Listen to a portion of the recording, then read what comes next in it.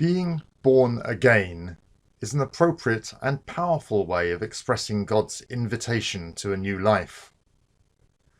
Throughout John's Gospel, Jesus taught that you must be born of the Spirit, with sayings such as, "The Spirit gives life," and just before Jesus ascended to heaven, he breathed on them and said, "Receive the Holy Spirit." In other Gospels, the same message is conveyed in terms of baptism of the Spirit. And Peter also refers to being reborn. But at first it looks as though this message is entirely dropped by Paul.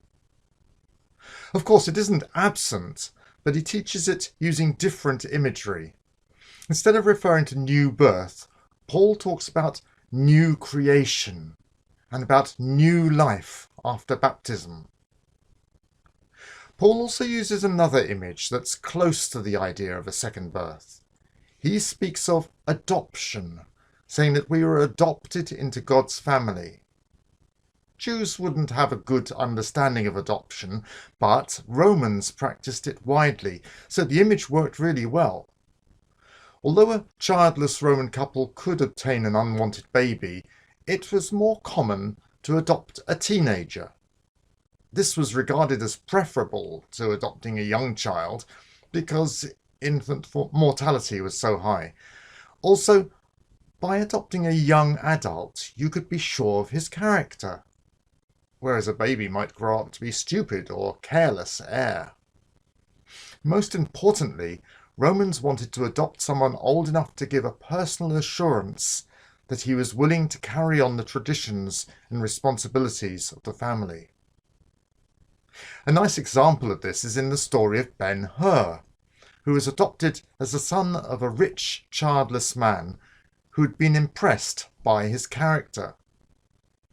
This Roman practice of adoption is a wonderful picture of what it's like to become a Christian, and Paul uses the image to point out that we become the children of God and heirs of the kingdom.